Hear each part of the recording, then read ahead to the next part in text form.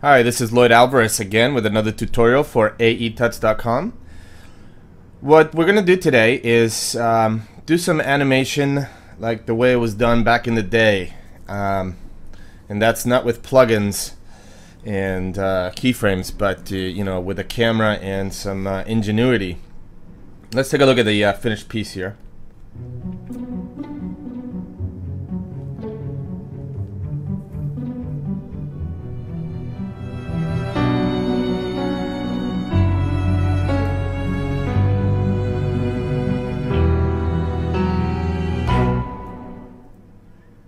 So basically I did a title sequence where the director asked me to come up with something.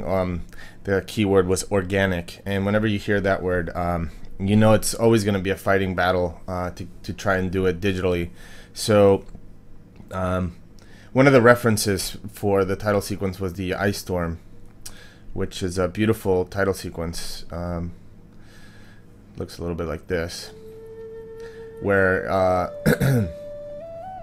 you know, the type seems to be sort of reflected in water. And of course, you know, I didn't want to do the same thing, but I knew that this was not done with keyframes. This was actually most likely filmed. And so what we did, and what I replicated for this tutorial, is came up with a system of being able to distort the type and but still, you know, make it legible. This one's obviously much more legible, but I think this is also having to comply with Hollywood standards, and since this is an independent film, you know, we were able to be a little bit more experimental with the final piece. And so even though this is never perfect, it's, you know, still completely legible, which is ultimately, you know, the goal. But you know, we didn't want to go completely, you know, typeset.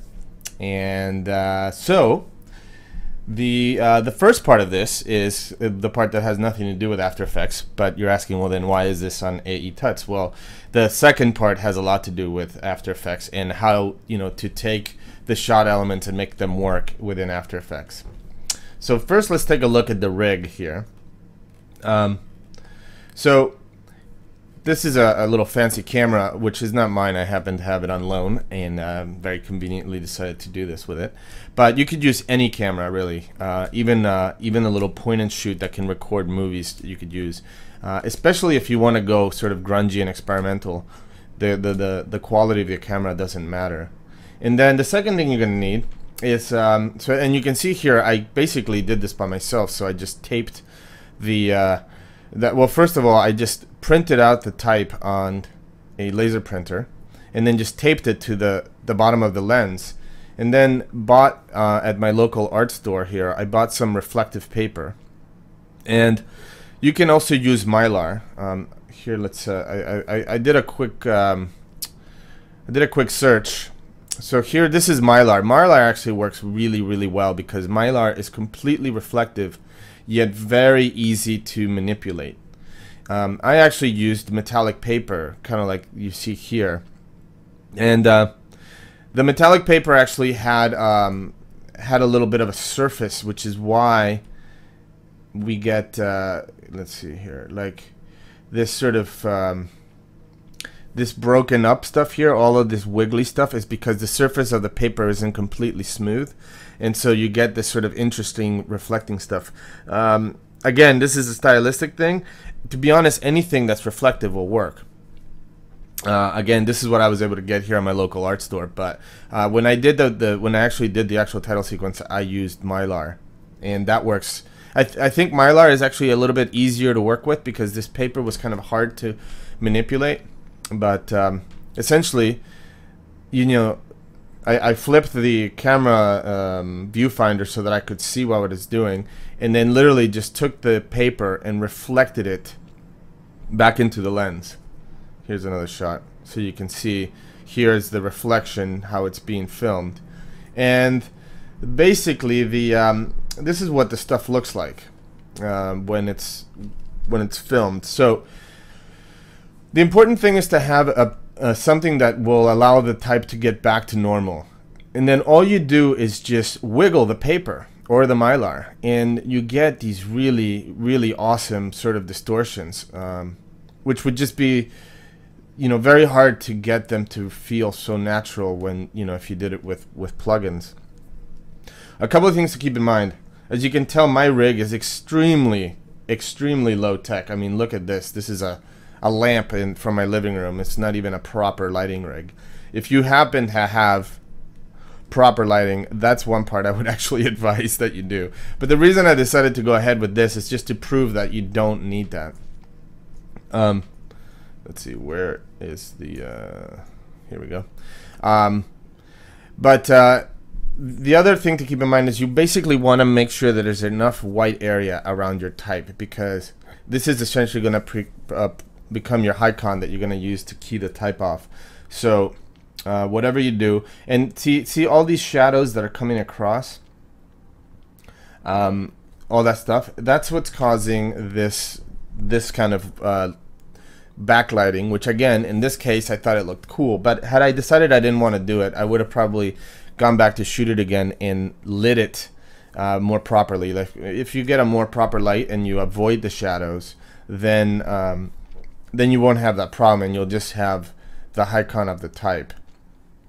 But again, you can see here how I'm just basically wiggling the type, and then you just let it get back to normal. If you happen to have a camera that shoots 60 frames per second, I would advise that you do that, because that way you capture it in slow motion. See, that stuff is really nice. That way you can sort of like emphasize the slow motion bits. So this, you can see there's my hand just sort of wiggling the type around. And you know, again, you know, super easy, and you get super killer results. So let's here, let me show you. This is another one here. This is the old school. I think this is the stuff that I ended up using here. So just kind of like bending it, and this is just a matter of experimenting. This one here, it's got the light in it, which is what's causing all the sort of that light stuff. There you go. See, look at that. And then the key thing is, when you get a cool distortion like that, if you can try to slowly bring it back so that it's legible, like, see, I'm trying to do that there. See, and then you can let it, that way you can use that as one piece, right? You can use that as a piece that kind of goes from distorted to legible. And then here you can see how the surface of this paper is kind of bumpy, which is causing the distress on the letters. Again, the Mylar doesn't do that, and so if you need your type to be cleaner, then use Mylar. Okay, so let's now go ahead and jump into After Effects. So the first thing you're going to need to do is obviously import the QuickTime movie into your computer and load it into After Effects, and choose the sort of the part that you're gonna want. So I think that little bit there was really cool, where here, this bit right here. I think this part here, where it kind of stretches and then kind of goes back to where it's legible. So I'm just gonna mark that. That's hitting star on the keypad, by the way. I'm just gonna move it to the beginning of the timeline. And this is the tedious part, but it's not really that bad. Essentially what you're gonna do is do a rough garbage mask around the type. And I actually suggest, see how the rough edges? I'm gonna go ahead and undo that. Undo the whole thing. Undo. Okay, when you select your pen tool, choose Roto Bezier, and that makes garbage masks easier. This is a good tip in general for when you're doing garbage masking, because Roto Bezier automatically creates these nice smooth corners, and you don't have to manage them like you do with Bezier. And then if I hit M for mask here, I'm going to turn it off for now. And the only reason is so that I can gauge how close I am to the edge. Once I have my mask drawn, I can make a keyframe for the first frame, switch to my arrow tool, and then just make sure that it's sort of within. Again, you can keep this like stuff. Keep in mind that it's going to be inverted. So what's black becomes white. So this would be like become like a little bright light. So if you notice in my here, that would be like this. See, this would be the edge of the paper, and that would be equivalent to if I had my mask out like this, right? All right. So you set a couple keyframes there, just move forward.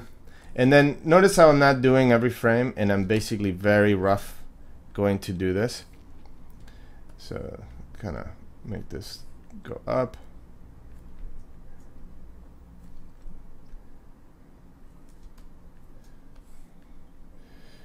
You know what, let me make this mask a brighter color so that you can see it easier.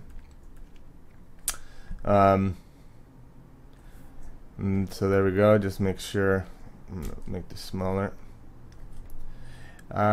If you don't want any hard edges, then don't go off the edge of the canvas. Just actually crop into the type, because we're gonna feather the mask. So this here will just, you know, you'll lose the top edge of school there, and then down to here. And so I'm gonna squeeze that down. So normally I would not show you the rotoscoping part, but because I want to make you believe that it's not that big of a deal, I'm going to just show you how, you know, how quickly I was able to sort of create a nice garbage mask. And the key is to just make sure you sort of see, like here, for example, you know, don't lose it there. Like that. And see there, we're losing it on the edge, but we're doing that on purpose. Okay. And then we'll, you know, I actually obviously rotoscoped a little bit more, and that's up to you how you want to do it. But for now, this is pretty good.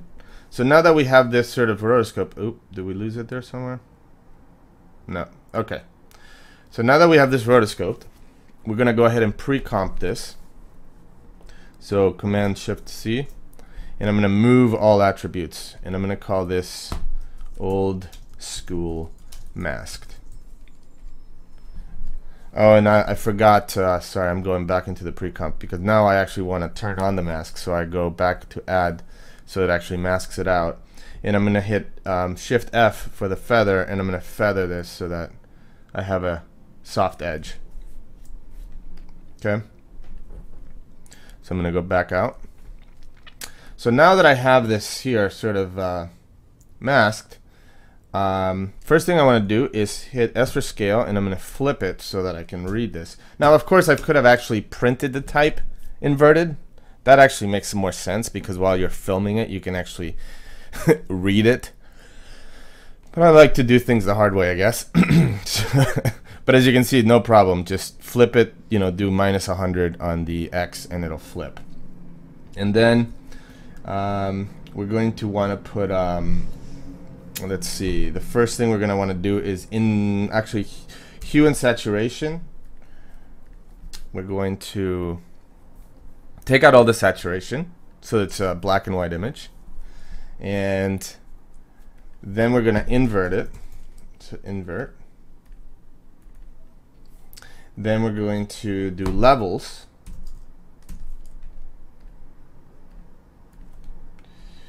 Let's see, levels. Oops. Levels. And let's see.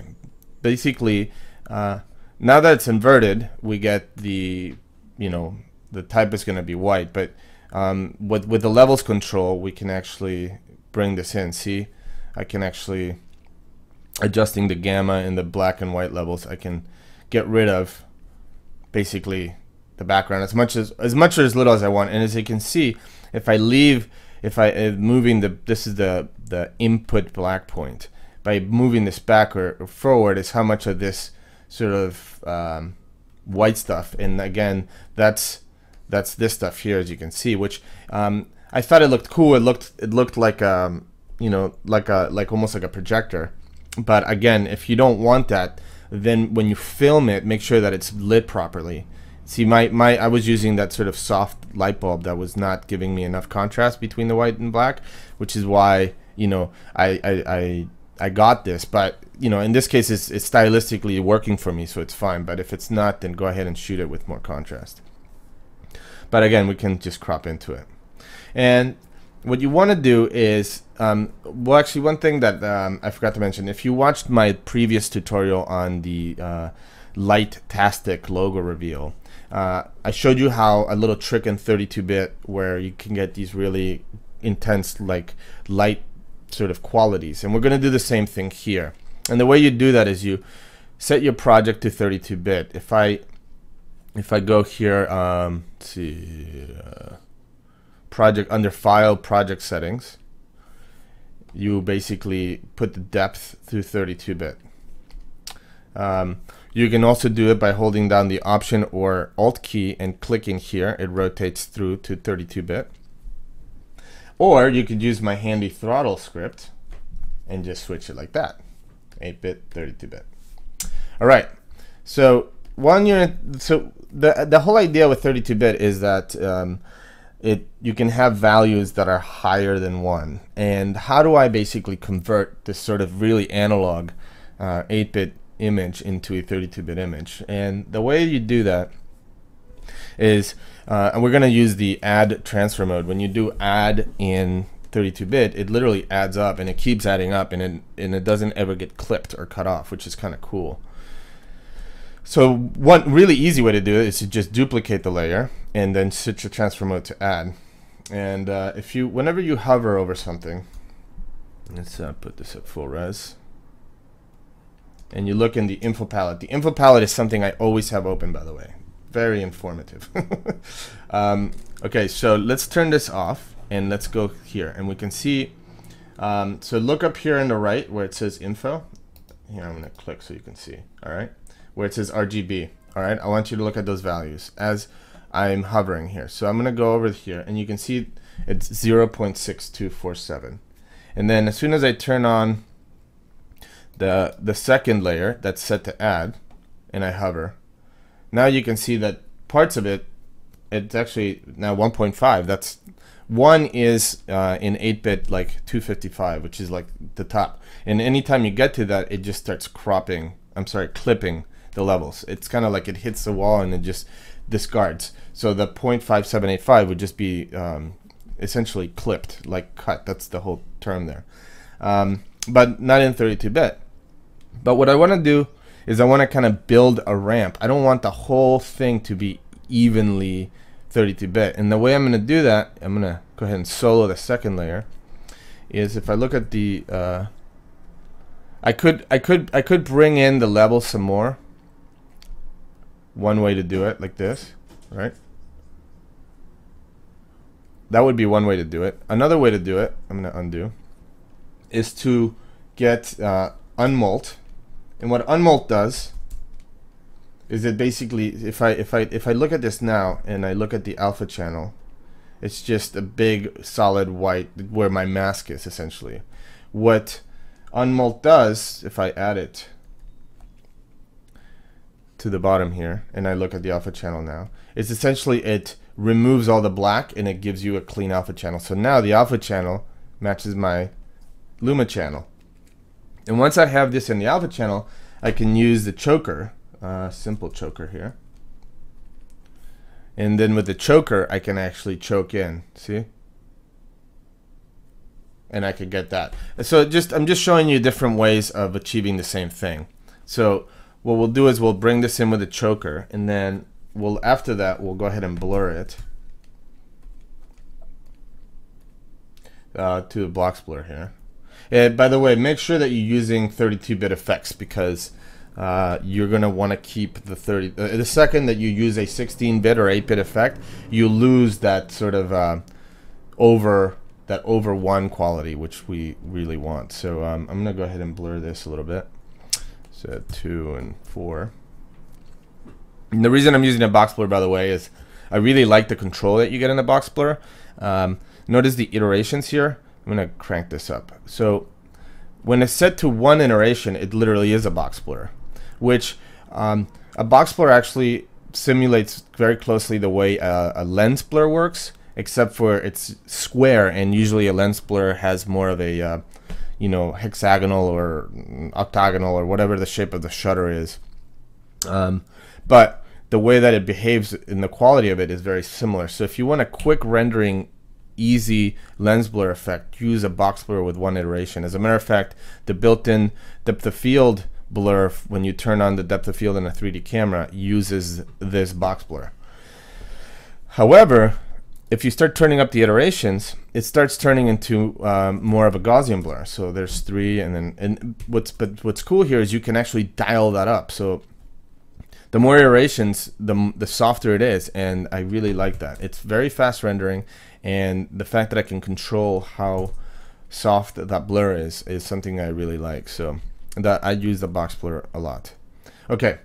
And again, it's not exactly like a Gaussian blur, but if you ever do back-to-back comparisons between a Gaussian blur and the fast blur and the box blur, set to you know, like 4 or 5 iterations, and they're all very similar.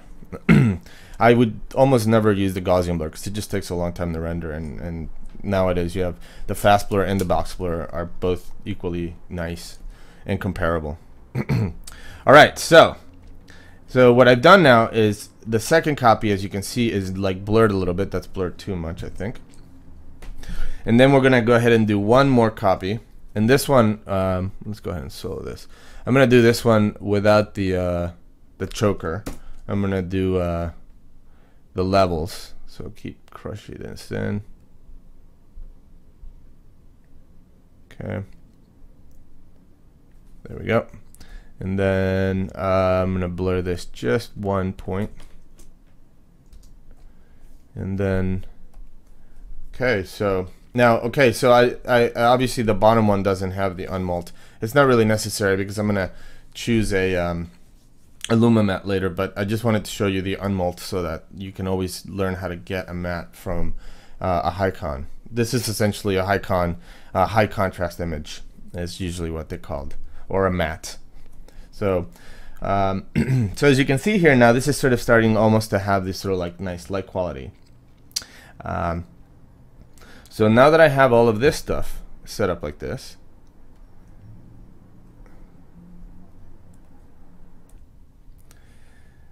what I'm going to do now is grab all of these layers and pre-comp these layers, and I'm going to call this old school stacked. And now that I have this, I'm going to grab the tint because it's a 32-bit effect. And I'm going to tint the white to be something sort of in the warm, something like that. And then, and this is the same trick I used with the last tutorial with particular, just so you can see how, you know, no matter exposure, no matter what you're doing, you know, some of these tricks apply regardless. And now when you crank up the exposure, you get this really nice, very, very organic, to use the word, really sweet, you get, as you can see, you get this really sweet sort of lighting going on here. And that's obviously, that's the whole, you know, that's the whole niceness of the effect. And what we're also going to do now is play with the time remapping. So if you turn this on and you go under layer time, enable time remapping, we can scrub through the timeline. Well, first let's dig back in here, see where our out point is, and that's here. So let's go back up to here, yeah, and let's go ahead and, just for simplicity's sake, I'm gonna trim this comp to the work area so I know what my source is. And I'm gonna turn off time remap again, because when you first apply time remapping, it gives you the keyframes where the layer starts and ends. So it'll basically make it easier. So you can see here, this is my beginning and end. So if I wanna sort of speed up or slow down certain parts, I can do that with time remapping. So like, for example, let's say I want to get to this part fast. So I'm going to set a keyframe here, but then I want to make this part slow. up to here, right? So I'm going to set another keyframe there. So this area I want to slow down, and this area I want to speed up. So I just bring this keyframe this way. So now this is going to be fast, and this is going to be slow. Let me undo that and show you in the graph editor. We're going to switch here to speed. So you can see here this is all going at an even speed, right? But when I move this keyframe, now you can see here the first part, this is moving fast and this is moving slow. So see here it's moving basically at almost double the speed, and then here it's moving slow at almost half the speed, and then here it's moving again at, see, 1 second per second, which would be like real time. And so if we preview this, let's go ahead and hit here, enter. Oh, we don't want to preview in full res. Let's do half res.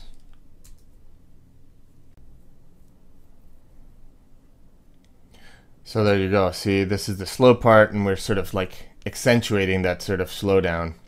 So here we go, faster. And like, for example, another thing you can try to do is turning on the built-in time warp. So if you actually, that's what this is here, if you, the frame blending it's called, sorry. So if you turn this frame blending on, there's one thing to keep in mind, and that's normally if you're dealing with footage, you can basically just click this switch, and you have to click that switch. But when it's basically down deep in pre-comps, you have to dig down, and we're just going to keep digging down until you get to the footage comp, and then turn on here. If you turn it on the once with the jagged edges, it's going to do this sort of like dissolve between frames.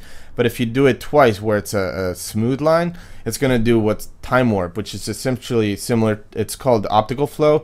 It actually kind of tracks almost every point in the screen, and it tries to estimate where something went from and to, and it will actually warp the image to try and create in between frames, which means that sometimes you get really great smooth slow motion, and sometimes you get weird artifacting. Well, the good news is that in our case, weird artifacting might look cool, so it's definitely worth checking out. I'm going to also accentuate this by making this even slower. Let's see if we get any weird artifacting so you can see what I'm talking about. No, it seems to be handling it okay. Let's preview this again through the magic of editing. You won't have to wait. So here we go. So notice how now the slow motion is nice and smooth. It's actually doing a really good job, the time warp. So, and I mean, you know, to replicate that look with plugins would just been impossible. And yeah, wow, that looks fantastic. We're losing the L a little bit here, so I could go back into to get that L back, for example, I could just come back into here, into the stacked layer, and put a new, I could just duplicate this, for example, and change the levels for this one so that you see more of the stuff on the right, and then just mask it. So I'm gonna put a round mask so that we just get the right side of it like this, and then feather, and then, you know, crop it in a little bit.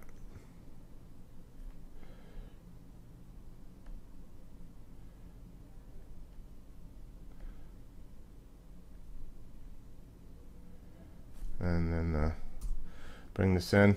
And I mean, again, I did a really bad job lighting this, but if you light this evenly, you won't have this problem. But I just showed you how to fix it in case, you know, that's an issue. So see, now you can read the school properly. As a matter of fact, look, it's kind of giving me a cool new little artifact that that I don't mind too much. That might be too much. So it's simple enough, huh? Look at that. Okay, so we're almost done, and there's one last thing that I did, and that is I used the wide time plugin. But let me show you what I meant by try and use 32-bit effects all the time. If I go under, let's see, it's called wide time. Wide time. This is this effects have been around forever, and it's really cool, but it's only 8-bit. Notice what happens when I add it. I just basically lose all of my 32-bit goodness, loviness. But it's a really cool filter, and I really wanted to use it for this. What it does is it basically gives you this sort of like echoed, smooth, cool little smeary feeling. So what I did, because as you can tell from the final piece, I edited this thing to a piece of music. The way I was able to get around this was by just pre-rendering this to a 8-bit or a 16-bit file. So basically just go ahead and make movie here, and in the pre-renders I called it old school expose. We'll call this old school expose 2, and essentially you don't really need to worry about anything, but just make sure it's at least millions of colors. If you want to if you want to preserve more, you could go to a TIFF sequence, and then do trillions of colors. Unfortunately, you can't do floating point, because then you'll have the same situation. Actually, no, I think you could do floating point. No, you definitely could do floating point. So there you go. You could actually keep it in floating point. But I just went ahead and rendered it to a QuickTime, which was just the lossless. And basically that looked like, let's see, where is this? Okay, here we go. So this is it, pre-rendered. I used a different piece or part, but I brought it into a new comp, and so we'll do a new comp, and there's my pre-renders, old school exposed.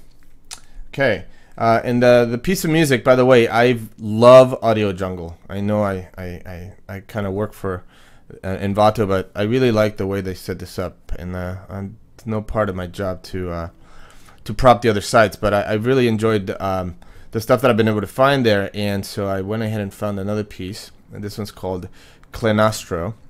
So check it out. I just took what was like a 2-minute piece and just edited it down by hitting the main targets and reducing it to 18 seconds. So I'm gonna bring that in here and turn that off. So let's preview this real quick.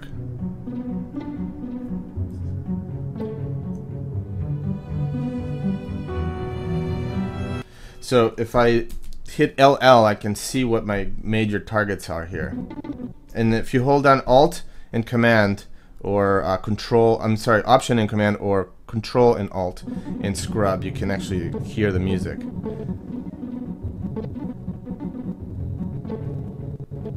So there's a little hit there. And you could essentially just, again, turn on timer mapping.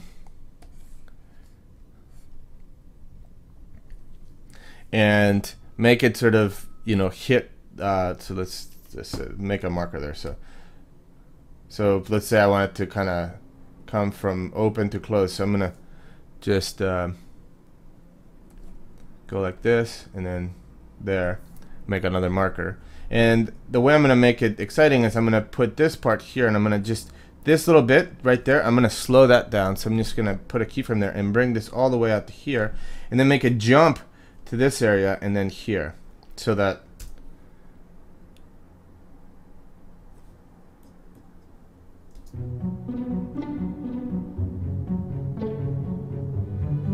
alright, so that was a bad part. Let's do it here, because this is where it really hits. So this is the piano, so I'm just gonna move all this stuff here for now, and then just preview this part. And now notice how it's all steppy here.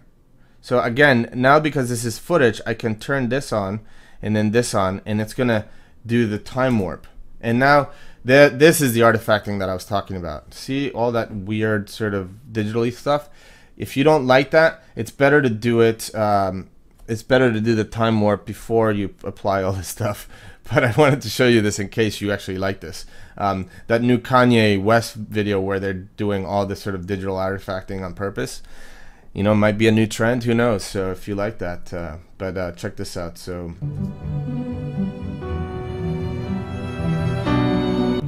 But I just wanted to show you how I basically now was able to make something exciting on the beat. And let me preview a little bit more so that you can see that again. And that's essentially by manipulating the timer mapping keyframes so that something exciting happens. Now, if, for example, if we don't want, well, let's just preview this real quick.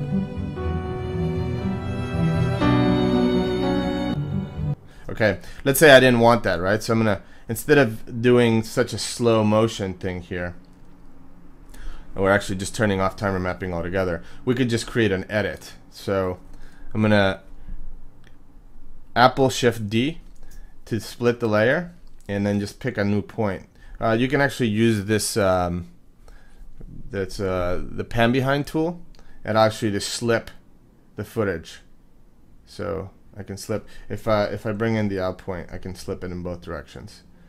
So let's say, for example, I wanted to jump where it's here, right? So now I can preview this.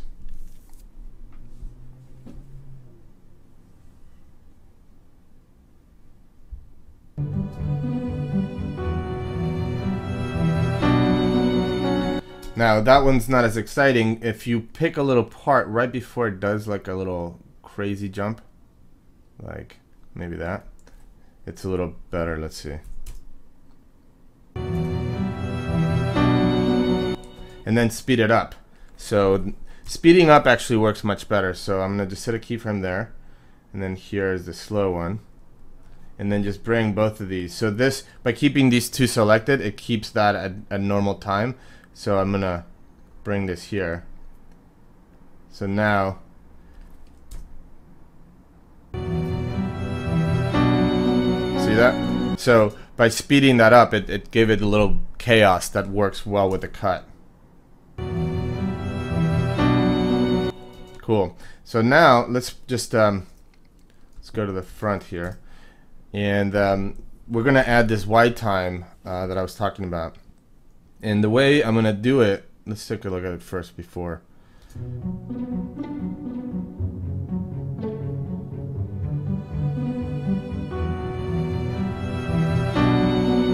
Okay, I'm gonna apply it as an adjustment layer. So I'm gonna do a new adjustment layer, and I'm gonna put wide time on the adjustment layer.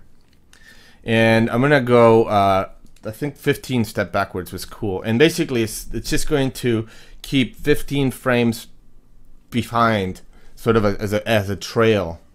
And so you can see here what the result is this, now it goes from this jerky sort of stuttery thing to this kind of smoother, kind of smeary thing.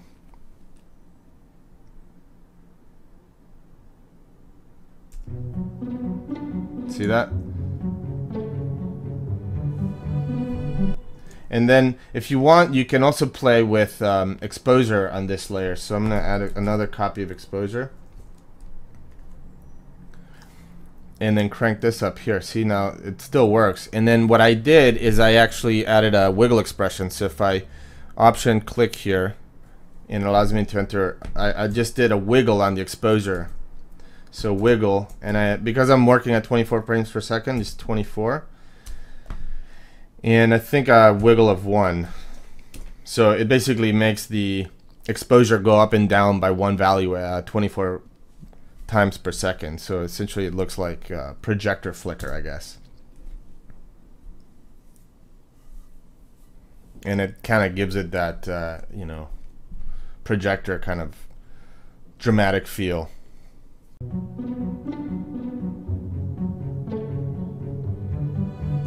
Yeah, that looks looking pretty cool. Again, I hope what I'm showing you is not something that you're gonna copy verbatim, but more like an idea that you're gonna then use to interpret into something of your own. Anyway, that's the tutorial, and I hope you pull out your cameras. The big difference is between back then when they did the ice storm is that you needed to be Ang Lee to be able to afford to be able to do that. Now, you know, anybody with a camera, any camera, you can, you know, in some creativity, you can go ahead and do this. So again, I hope you enjoyed this tutorial, and till the next one.